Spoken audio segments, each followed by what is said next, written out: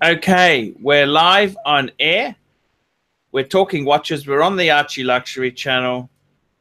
And today I'm discussing a very, very interesting topic.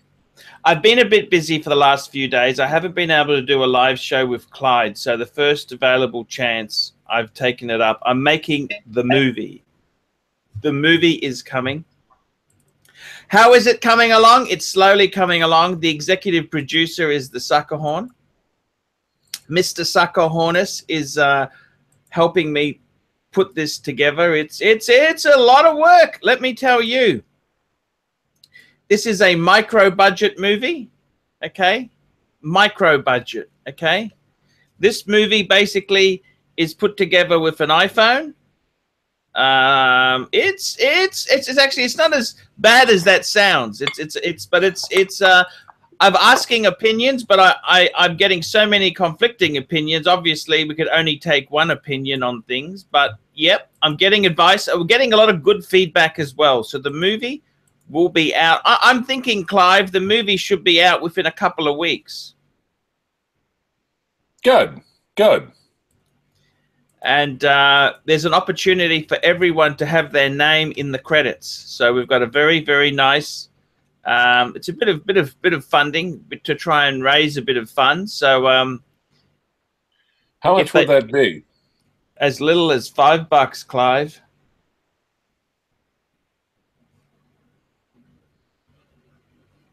As little as $5. Can they choose the title other than executive producer? No, it's going to be, this movie was made with the assistance of the following people. For $5, you get your name mentioned there.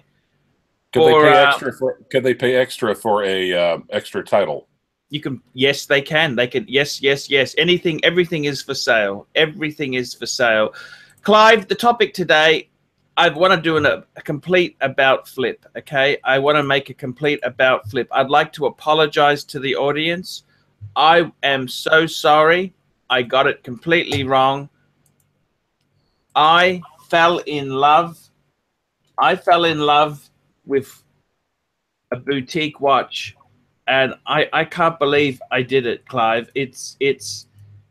I would now like to offer a full apology to the audience there, because it was unprofessional for me. I did recommend the Blorn booth. Remember that watch, Clive? Blornhoof and Son? Yeah, I'm a little bit embarrassed there. Please understand. I do suffer from madness. Look, I fell in love with it. It was a handmade German watch. Okay, I fell in love. However, let's be completely honest there. I lost my freaking mind, okay? I was out of my freaking mind, because the reality is, Clive, these boutique brands, I don't know how to put it. How do I put it? These boutique brands, Clive, are next to impossible. Absolutely unsaleable. So I would like to come on this program here, and I would like to offer a full-fledged apology, okay? I do want to apologize for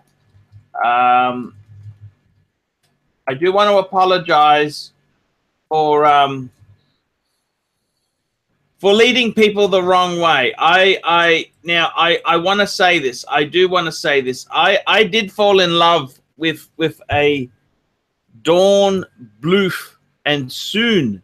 Dawn Bloof and Soon. Okay, I fell in love with it, and it was a cool watch, very cool. But I've had a bit of a think on it, and I gotta be completely honest with you. If you buy one of these watches, they're about $4,000, and that's new. That's new. Okay, which, you know, it's cheaper than Rolex. Yes, it is. Yes, it is. It's cheaper than a lot of used Rolexes. But Clive, I do want to mention this, is that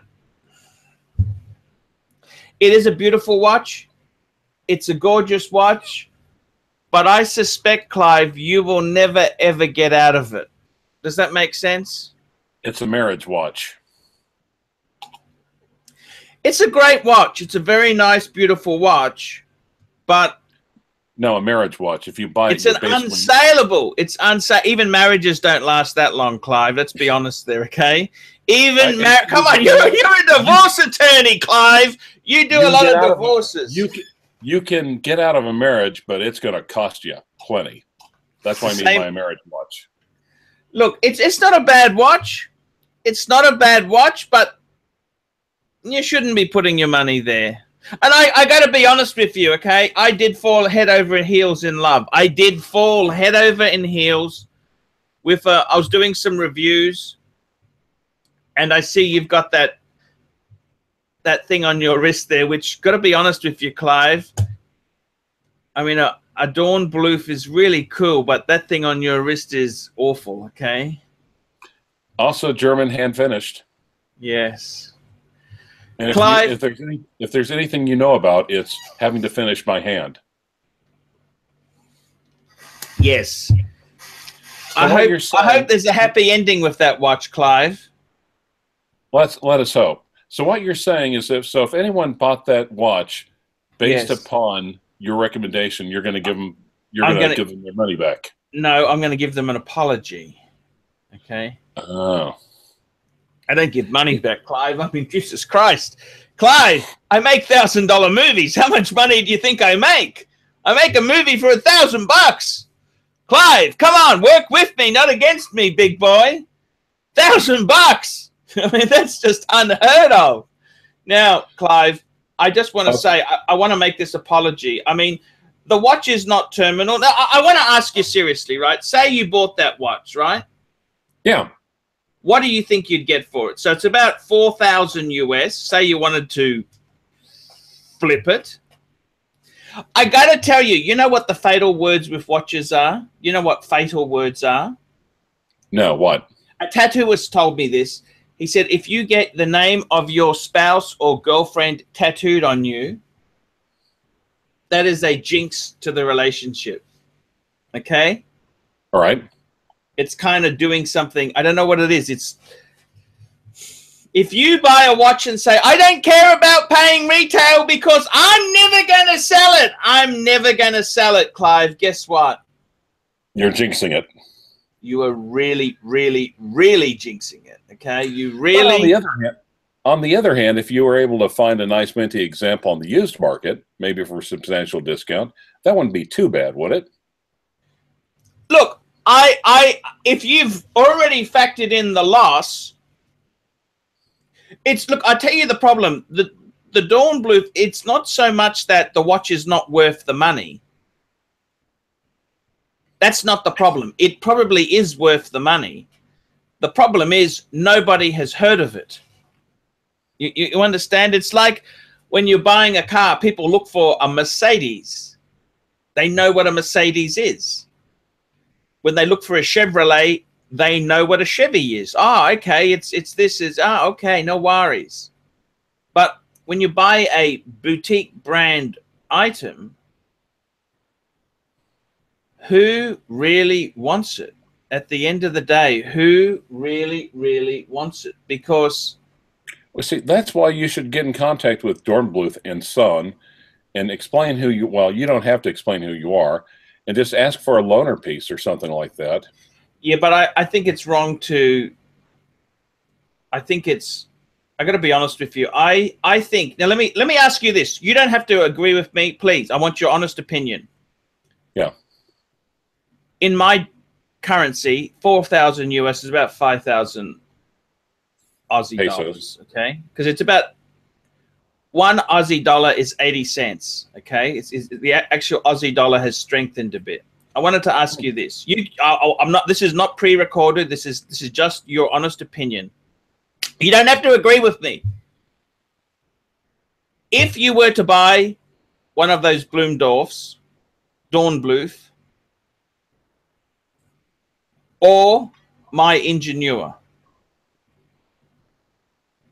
what would be the dumber buy? What would be, well, I don't know about dumb or buy. What would be harder to resell? What would you, out of those two moves, because IWC is very soft at the moment. It's soft. It's soft, but it's not terminal soft. It's a dry turd. It's a dog turd that's been left in the backyard during the early summer. It's not soft dog shit. It's just, I mean, it's just indeterminable. So tell me this, Clive. Which way would you? What would be the least? I think you'd have to go with the IWC. That would be still easier to sell.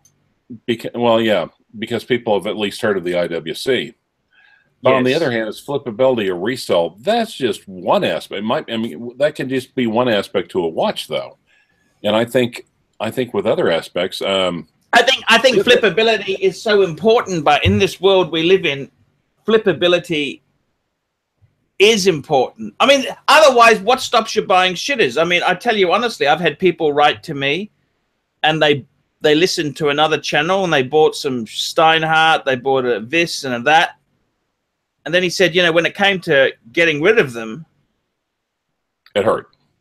Yeah, they were really quite, unless you take a significant loss, it really doesn't work. True. Well, and that's just one thing to keep in mind, though. You know, it could be if you've been around for a while, if you know your own tastes, if you know what you really like, know what you really value. I mean, I think if you had a Dawn Bluth, you could happily, I think it's a beautiful watch. I really do think it is a beautiful watch. But I think unless you were really quite well off, where you don't need to ever sell these things. See, I think a good collector does need to be able to turn pieces over. That is just a fact of reality. A good collector needs to be able to turn pieces over. That's how life goes. They need to be able to do that. And I mean, well, that is one aspect. That is one thing to certainly keep in mind, but it shouldn't be the complete end all and be all. I mean, and I think there's different levels of expertise, obviously. And you know, if you're, I mean, I call Rolex swimming in the kiddie pool, but on the other hand, you can't. You really have a hard time drowning in the kiddie pool. Yeah, I understand, but the thing you've got to remember is there's nothing wrong with Rolex, Clive. There is nothing wrong with Rolex, right? Right. I've got a few collectors who are seriously. You've got a very serious collection yourself, Clive. I'd have to say it's probably one of the, not trying to blow smoke up your ass, I would honestly say your collection is probably in the top 20%. Oh, thank you. I appreciate that. It wasn't said as a compliment, Clive. Okay. It was just a statement of fact. You have got a super collection. You've probably got 70,000 in it, haven't you? I don't know. Why? I mean, like I said, I could always probably get out if I needed to. I just really don't need to. So. But the thing is, Clive, your collection, most people can't afford that. Most people are struggling to get one Rolex. Right. And I mean, realistically, Clive, watches are damn expensive. They are very, very expensive. They are expensive. Watches are dear. Does that make you feel better? Yes, it does. That does. That's cool. That's very, very cool. I love the no date sub. You know, the only problem, I'll tell you, the only problem with the no date sub is, see, I wore a no date sub when it was uncool to have one. Right. See, and then you got rid of it, and then it became cool. Exactly. I got out of it because it was getting too cool, so I went to another dog, the Explorer 2. No, that's not what I said. No, I said you got out of it, and then it became cool. Exactly. It wasn't really cool when I had. Actually, the last one I had, it was sort of semi-cool, but when I got out of it, it cemented the coolness of it. Here's I'm almost thinking. Think about what a valuable service you could provide. Yes. Now, say for instance, if there was a watch model that people wanted to make a little bit more affordable, they could probably pull their resources and buy you that model. You could wear it and make several videos about it, thus driving down the value of the piece, making it more affordable for people. Yeah, that's exactly right, Clive. Which one do you think they should send you first? Hey, Clive, I want to talk to you about something. Oh, look, Clive, I'd be happy to do any sort of, you know, as long as it's not a. I want to tell you, I recently, I'm not trying to shill these things, but there's a new wristwatch strap company they're called Barton Watch Bands, right? Right. Now, I'm not trying to shill these, just trying to mention something. They've got a special thing. They got a new quick release on it where instead of having to use fiddly spring bars to take it on or off, it's got a little lever that lets you take it off very easily. Like a Patek, basically? Yeah, except actually, I got to be honest with you, it's actually better than the Patek system. The Patek doesn't actually on the older leather straps, it doesn't have the cut in it. You've just got to push it through. On the newer ones, they've got this has actually got a very clear thing underneath it where you can see where you slide this thing across to remove the strap. And I wanted to say to you, Clive, it's a really cool system. The only problem is they didn't have one to fit my Breguet, not my Breguet, you know, because I love my Breguet. You know, I love my Breguet, Clive. But it's one of those oddball. It's one of those oddball sizes. Yeah, that strap system doesn't work because it's so finely tuned. The 22, I got to use a 22 strap, but I got to use normal spring bars, which defeats the purpose of that system. By the way, I'm wearing the Bregster today. By the way, the Bregster, the Breguet. Clive, boutique brands, I just want to say to people, they are beautiful. They are quality pieces. But don't buy one. Don't buy one because it's the Hotel California. I want to run a few brands by you. I want to play a game with you. Can we play a game? Sure. We just hope it has a happy ending, okay? All right. Now, the game is this. I'm going to give you two brands. You got to pick the lesser of the two dogs. Okay. Okay, here we go. Here we go. All right. Ready? IWC or JEWELLERY. IWC. That's the lesser of the two dogs. I think so, yeah. Cool. Okay. Okay. Here we go. Squale or Steinhardt?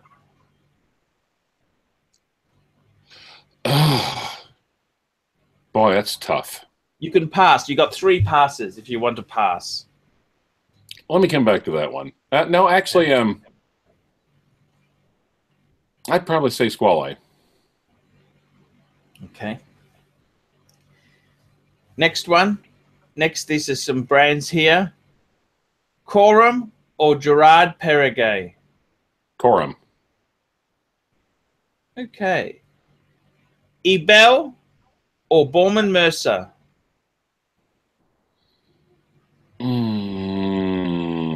What model? Any specific model or just the brand in general? The brand in general. Which one's the bigger dog? Probably probably the second one. Bauman Mercier. Bauman Mercier, yes. Okay. Let's move on to some luxury brands there. AP or VC? VC. You'd prefer to have a VC? No, I'd prefer to have an AP. Okay. Very good. Clive, boutique brands, I think the advice for the punter is stay away from them. Stay away from them. Stay away from them unless you know what Stay away from them unless you're going to keep it forever. I nearly crossed the line. I fell in love with it. It was beautiful. The Dawn Blue is beautiful. It's well made. It's a boutique, small production run, but I got to tell you the truth. Unsalable. Does that word mean anything to you? Unsalable. It's a bit like, do you remember there's a brand called Chrono Swiss? No. No, I don't. They're a fairly new brand. They do a lot of skeletonization and that. And people say, oh, if this was a Patek, it would be 10 times the price. But it's not a bloody Patek. Do you understand? It's a Chrono Swiss. Right. And just the branding, it's just a branding issue on top of everything else. Well, the only other thing about the Dornbluth and Son is the thing that occurred to me was servicing. What happens if you had problems with it? Yes, this is a very, very good question, because a lot of these handmade, look, a lot of these watches, even though they say they're handmade, if it used an ETA-based movement, it wouldn't be as big an issue. Right. However, if it is truly handmade, you're really stuck, aren't you? You'd have to send it back. And with these micro companies, if they didn't survive in 20 years' time, it's really going to become an orphan watch. Right. Well, yeah, especially that's actually, I mean, I think in some cases, maybe having an ATA movement, if it's not a particularly strong brand, that may not be such a bad thing. Well, it's kind of double-edged sword, you know. It's kind of double-edged sword. Clive, let's jump out of this. Do you want to do one more live show? I think we can. I got a review. I want you to review this collection. Okay, is this going to be in Paul Pluta or ArchieLuxury? We'll keep it on ArchieLuxury. Okay, one other quick question while we're here. Sure. Well, you know, if you're talking about if resellability or flippability is the primary, didn't you just basically recommend JLC, a Reverso triple date earlier in the day, or from our output this morning? I did a review on it. Yes, that's correct. That's correct. And recommended it. So, you know. Yes, I actually love that watch. I really, really do love that watch.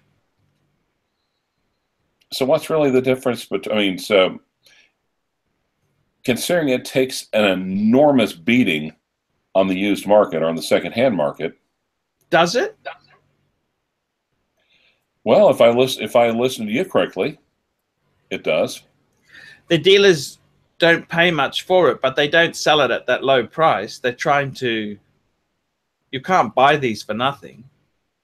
Well, you know, actually how I got the Yachtmaster for $5 is Cheap Charlie, where I'm at, the local guy, offered $4. So keep being cheap. Keep being cheap, guys. That's all I can say.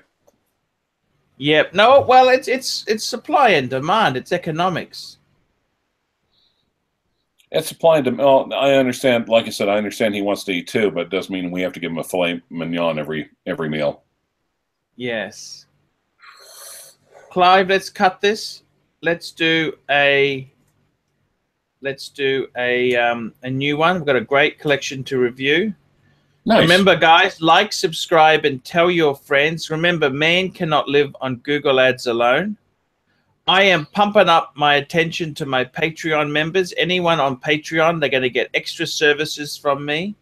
So I would really encourage you guys to sponsor me on Patreon, because even if you send $1 a month to me, it's very hard being a YouTube, making videos, churning it. I'm a very niche audience. I'm a very niche. I mean, you got young kids who do lipstick channels who got 50 million. Let's go back to the custom title. Let's go back to the custom titles about the movie. How much would you charge for a custom title? $20.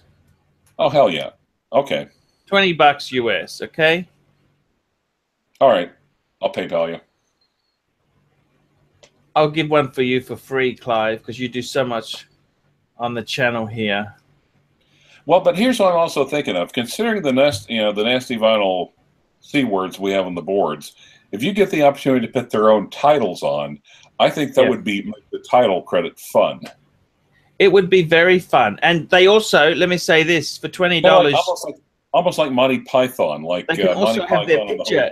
They can have their picture incorporated into the movie, into the trailer, into the end, into not the trailer, into the credits. Okay, awesome.